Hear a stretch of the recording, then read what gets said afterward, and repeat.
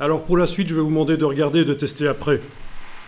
Donc, autre manière de faire avec les deux mots qu'on avait tout à l'heure. Donc je vais aller ouvrir l'exercice B01. Le voilà. Donc ici, sur le mot, je vais mettre un contour blanc.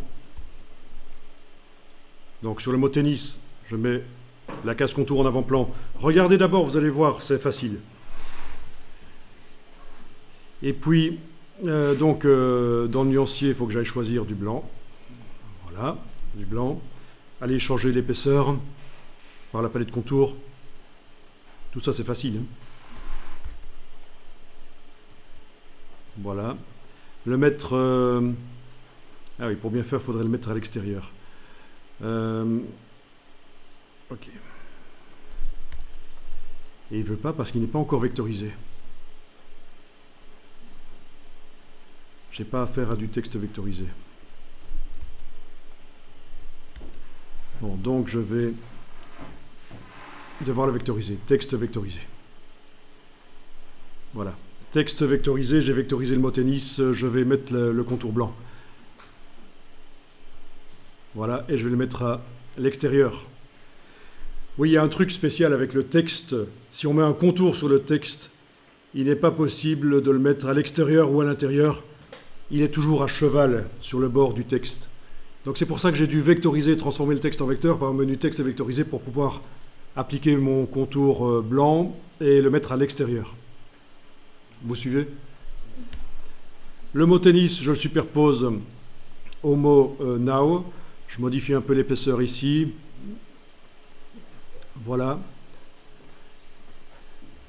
Alors, on va dire que j'obtiens un truc qui me plaît pas trop mal comme logo. On est d'accord? D'accord? Eh bien, jusque-là, c'est facile. Hein? Vectoriser le texte, lui mettre un contour blanc d'une certaine épaisseur, le superposer à l'autre. Si j'affiche le damier de transparence, on voit le contour blanc.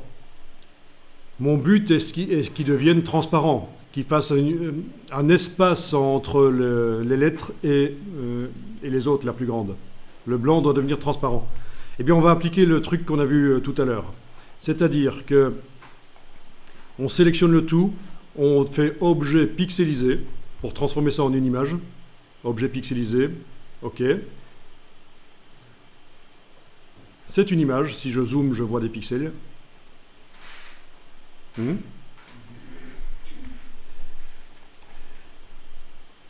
Ensuite, je vais chercher la palette vectorisation, menu fenêtre vectorisation. Je sélectionne l'image. J'enclenche la vectorisation par l'aperçu. Et je coche dans les options avancées. Oui, il y a un petit message qui dit que ça risque d'être lent, c'est pas grave. Je coche ignorer le blanc. Comme ça, ce qui est blanc va devenir transparent. Si je regarde maintenant avec l'affichage du damier de transparence, j'ai bien le blanc qui a disparu. Il suffit que je décompose la vectorisation, objet vectorisation décomposé, j'ai mes vecteurs comme il faut. Si je mets ça sur une image dans InDesign, j'ai vraiment une seule couleur. Une seule couleur. Vous voulez que je répète? Oui?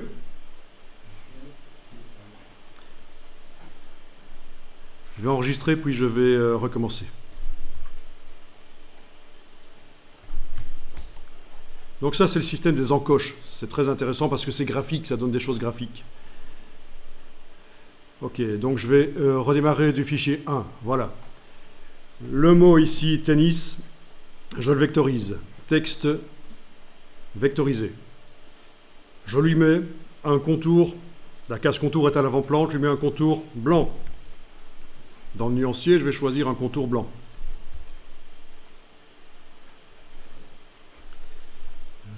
Par la palette contour, menu fenêtre contour, je lui mets une épaisseur. Et le contour doit être à l'extérieur de la lettre. Là. Quand je superpose le mot tennis à l'autre, ça fait des encoches. C'est sympa, c'est graphique. Mais si j'utilise ça dans InDesign tel quel, sur une photo, d'ailleurs, je ne vais pas le faire ici, mais on fera avec des photos l'autre jour. La fois prochaine, on va manipuler des photos, faire des masques.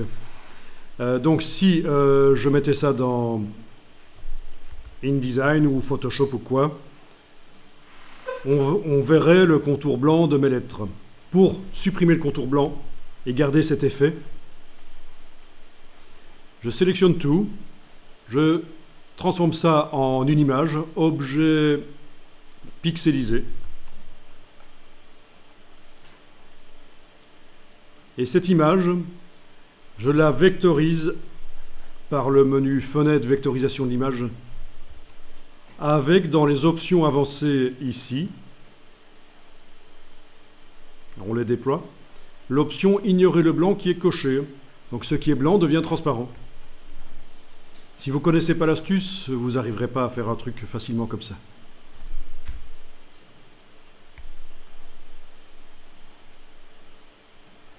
Voilà.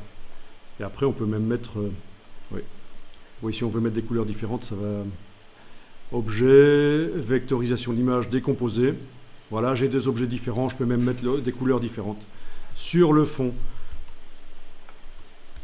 objet, vectorisation décomposée, je suis sorti de la vectorisation, j'ai des vrais vecteurs. Vous voyez, je peux déposer des couleurs et commencer à jouer, m'amuser à ça.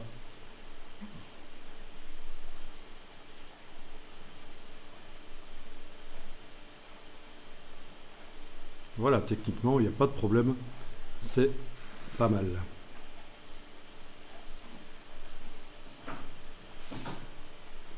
Joli ça, hein. Je montre ça souvent en disant que voilà, si vous avez le boucher du coin qui veut un logo ou n'importe qui et qu'il n'a pas de budget, c'est le truc qui est fait en 10 minutes, quoi. On choisit une bonne police, on superpose deux mots et ça donne bien, et voilà. Et les gens sont contents.